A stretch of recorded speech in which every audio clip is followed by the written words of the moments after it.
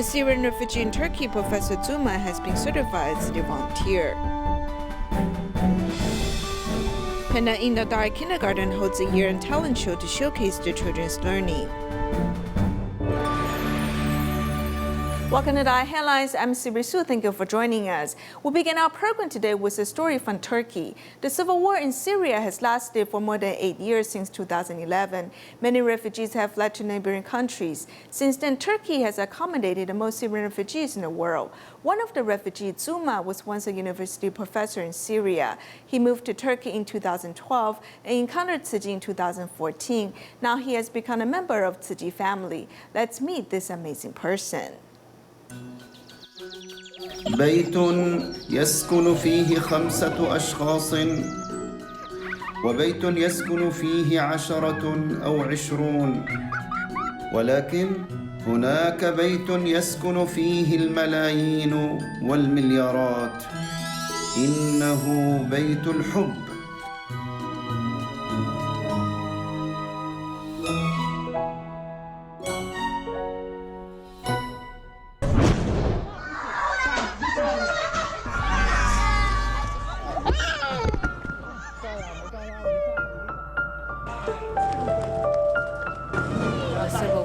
Syria has lasted more than 8 years. Many residents have no choice but to leave their homeland for neighboring countries. Cuma was a university professor in Syria, who was also one of them. The major reason why Syrians chose to leave their country is money. They don't have enough money to pay their bills or have regular meals or receive any medical treatment. After he moved to Turkey in 2012, Cuma continued to look for outside support and aid for his country's people. He met Tzu Chi at 2014 and built a strong bond ever since.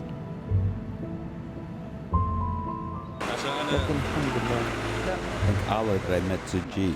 God responded to my prayers. Now we could help those who couldn't fight for themselves. Tzu Chi provides financial aid, children's education, and a free clinic for Syrian refugees. Due to Cuma's educational background, he became the top nominee for the principal of Manaho School.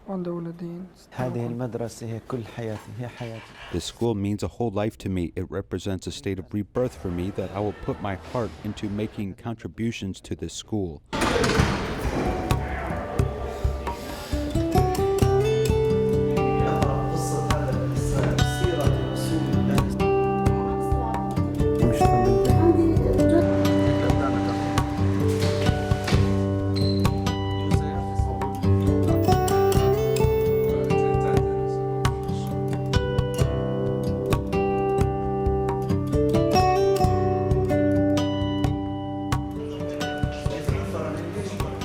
I don't just live for my family now, I live for everyone here. Although I couldn't be with my family now, I still appreciate God for opening up another path for me. After many years living away from his country, he began to miss his family and had tears in his eyes. In early 2018, when Cuma acquired Turkish citizenship, he immediately applied for a visa for his family. Now they have successfully been reunited in Istanbul.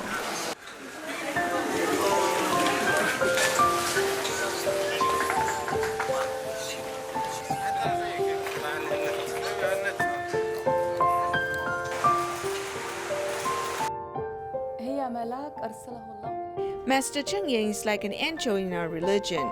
God sent her to help us. We'll follow Tzu Chi faithfully to reciprocate her trust in us. I often heard about Tzu Chi's principles of sincerity, integrity, faith, and honesty from my husband Cuma.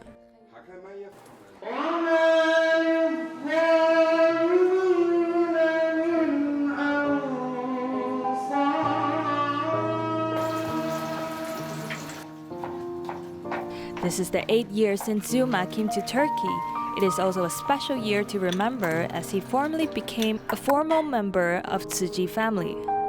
Since this day, with the company of Tzu Chi, he's no longer a stranger in this foreign country.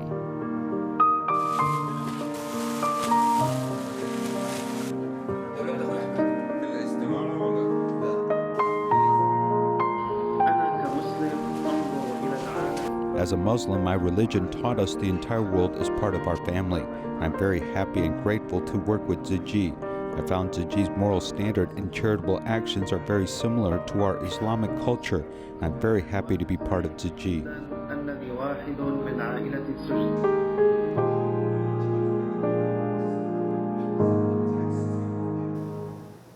Tzu Chi's distribution aids in Sri Lanka this month is quite special. It has an additional item, a coconut sapling. This is mainly because coconut is a very popular local food, yet it also causes economic burden to impoverished families. Tzu Chi delivered coconut saplings to care recipients and invited a professional to teach them planting techniques. Let's take a look.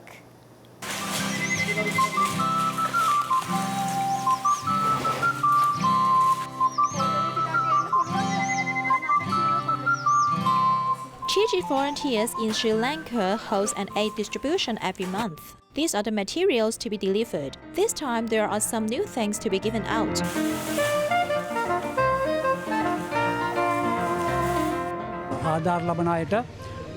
Today's distribution is particularly meaningful because we're going to give coconut sapling to care recipients.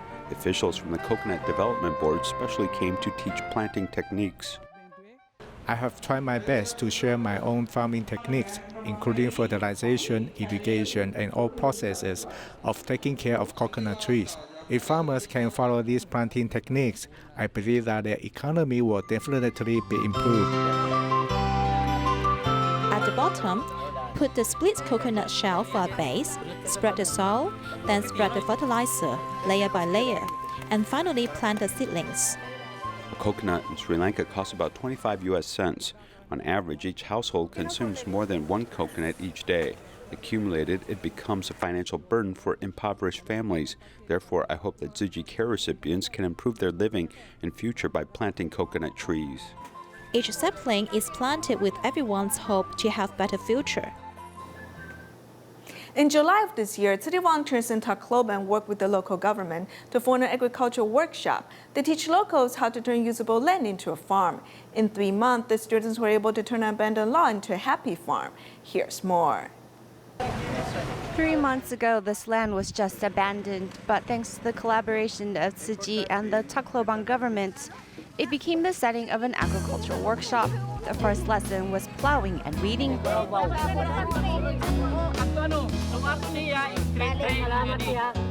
3 months after that first class, beans and vegetables of all kinds were harvested. The locals have come to know this land as the Tzu Chi farm. So many smiles, so many laughters, and everybody was very happy. So I noticed that we have created harmony among the community members here. The bountiful harvest was the proud result of 31 students' hard work, with 75-year-old Rosa being the eldest student. I'm really thankful to God for giving me enough strength to join this community garden. I'm doing this not just for myself, but also for my community. P. Kayusa, who has 4 kids, do not have to worry about where the food on the table will come from now on. We thank everyone who helped us. Because of them, we learn many things about farming. We're grateful to our teacher and to Tzu Chi. Seeing the results of the harvest, no one is prouder than the teacher himself. I was also very encouraged to teach these students here because most of them are young and they could do much for agriculture and for our food security in the future.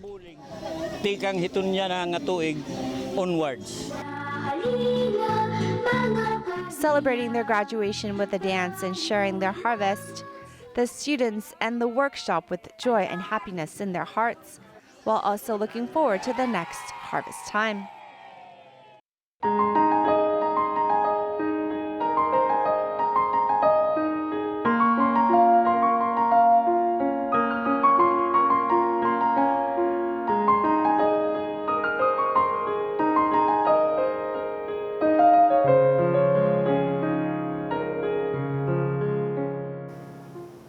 In Malaysia, Pandan Indah Kindergarten has held a year-end talent show to showcase what the children learned in the past year.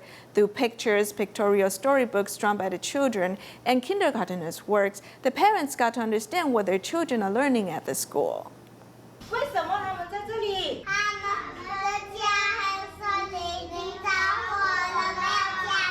Pandan Indah DaAi Kindergarten has held a year-end talent show. The children are telling their parents stories from the pictorial storybooks they drew.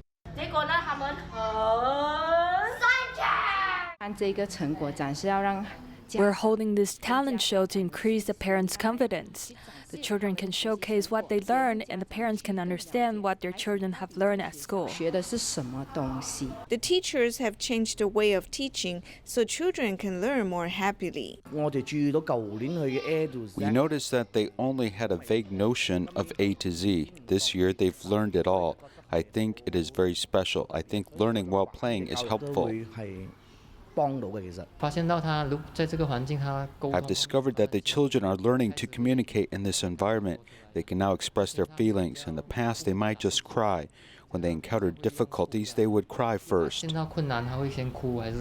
Their work showed the innocence and the endless creativity of the children. We must give children room to think, not just fooling around, but to play and be inspired. This is very important. A person's wisdom is nurtured by the brain. Education with love has replaced corporal punishment, and it has brought the parents closer to their children.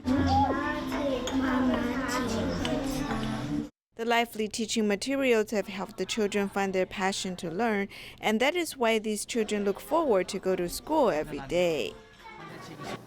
After a year of learning, DaAi Kindergarten has held a year-end talent show. The teachers have allowed the kindergarteners to learn and grow through activities. The parents are amazed at how well their children are learning at the school.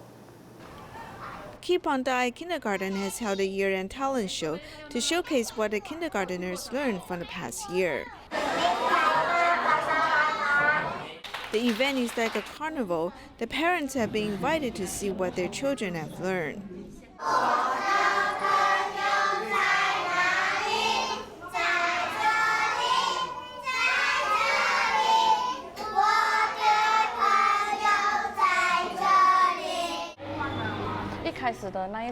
In the beginning, they decided on what to cook. They made the decision, then we practiced. They failed on the first trial, then I asked them what to do next. They discussed and came up with a solution.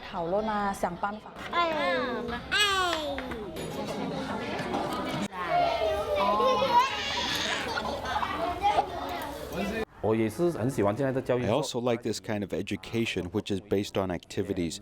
I think it is most important to let the children learn through activities.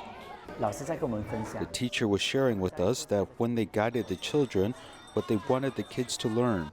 I discovered something very good about this. They guide the children and enhance their observation. Nowadays, children need to have observation.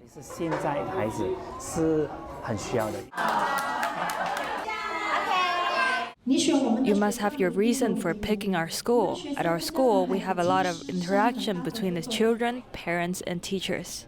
The teachers and parents are participating in the children's learning. The kindergarteners have left good memories of their first year in preschool. In Malaysia, the 6-year-old kindergarteners at DaAi Kindergarten have opened a restaurant to raise funds to buy books for Tzu Chi International School. The children have spent 3 weeks preparing for the restaurant.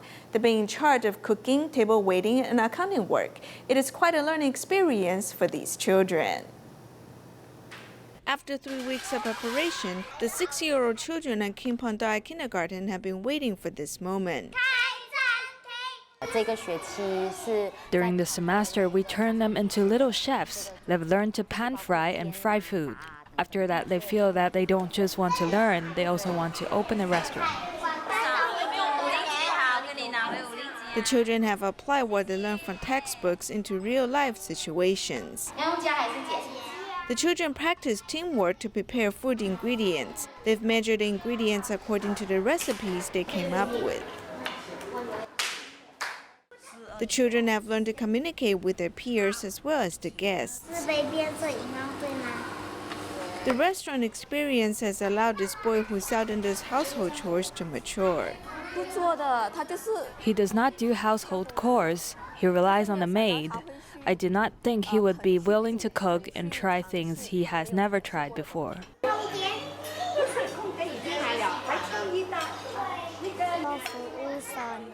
As a waiter, I need to walk around and cannot rest.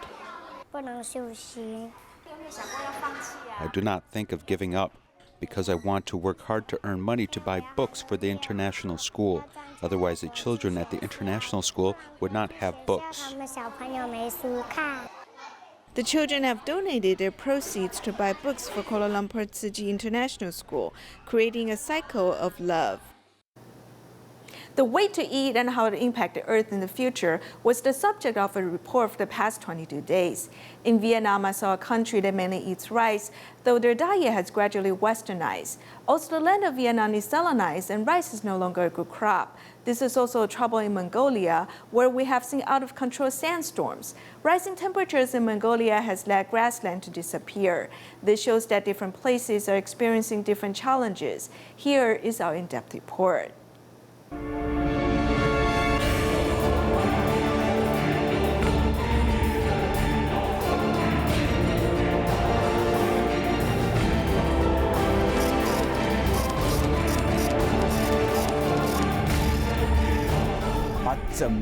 The sandstorm blacks out the whole blue sky, and the sand goes into your ears and eyes and even our equipment. The sandstorm is caused by climate change, as the situation has become more serious. Everyone in Mongolia knows that in recent years, desertification has become very serious. It has almost reached a point where grass can't grow, and it not only affects agriculture but also livestock.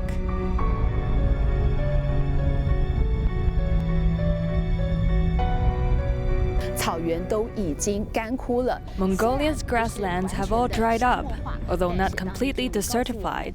Local residents tell us that it was once a very good pasture. There are many nomads grazing here, but now there is no grass and only the sand is left.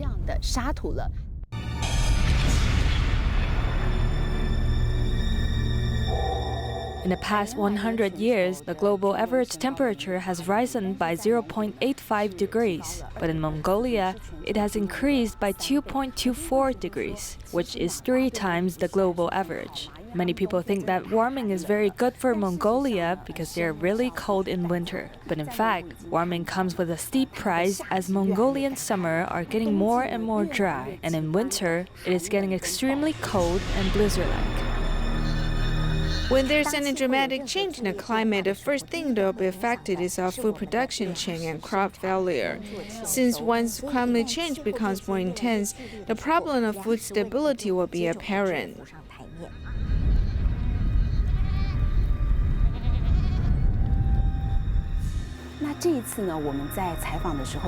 This time during the interview, almost every herdsman told me that he felt the impact of extreme weather was quite obvious. They told me finding a beautiful pasture means one has to travel hundreds of kilometers. They say this is something that they never experienced before. There are 820 million people in the world who do not have enough to eat every day. From another perspective, there are a lot of people in the rich countries which have too much food, with overconsumption leads to various diseases or even death. Some 30% of the food in the world is wasted without any reason. So from this data, we can understand that food is not evenly distributed.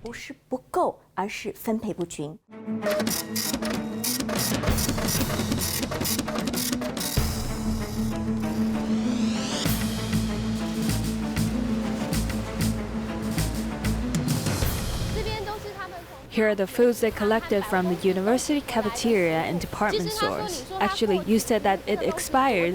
This is the bread that was made yesterday. The feed factory scene has some restaurants that have not used up food or even discarded food. We thought the food was very stinky, but our impression of it is that it is simply fresh. These fresh foods are actually wasted. The Japanese are very careful when it comes to food consumption with the consume by date, which is different from their shelf life date. However, before the consume by date arrives, much of this food is thrown away and becomes fertilizers or feed. Japan is the 6th largest country in the world when it comes to food waste. Why do Japanese throw away so much food? We hope through our program we can understand where the food that should be in our stomachs is going and how we can help those in need. 底去了哪里，有没有去到需要的人手上。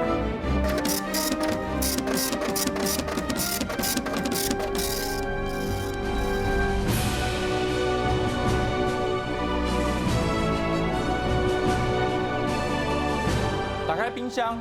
There's almost nothing in the refrigerator because the local residents only cook as much food as they need and they don't store any food.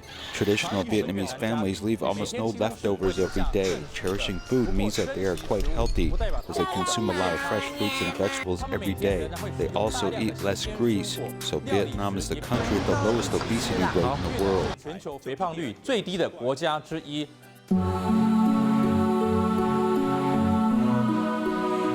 我们在越南到处都可以看到农田。 We can see farms everywhere in Vietnam because Vietnamese people respect farmers. They have helped maintain rice culture. They'll eat rice noodles and other rice products. They're even different from Taiwanese people in the amount of rice they eat. 越南它是一个很特别的国度。 Vietnam is a very special country. The Vietnam War left the very poor and the people choose a very simple lifestyle because they have little income. But they didn't know they were eating a simple diet. This has led them maintain good health and good posture. But there's a change in Vietnam as in recent years, the economy has become quite good. Young people are beginning to enjoy eating out as Vietnam's diet is closely related to its economic development.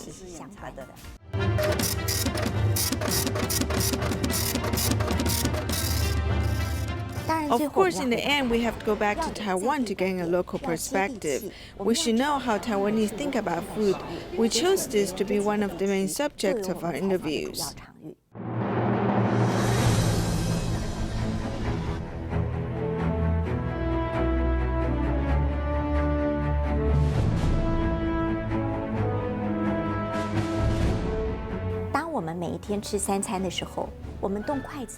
When we eat 3 meals a day, do we ever think about cherishing the concept of food?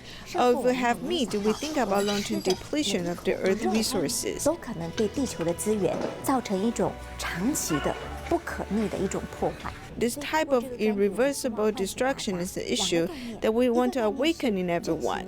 First of all, we should promote the concept of cherishing food in front of you. And secondly, if it is possible to do things to save the earth. 就能够减少1分。所以透过这样的真实之道的系列报道 As long as we eat less meat, we can protect the earth and promote the sustainable survival of the earth. 永续生存之道。 Since March of last year, Tzu Chi U.S. headquarters has been distributing fresh produce to impoverished residents at Villa Corta Elementary School.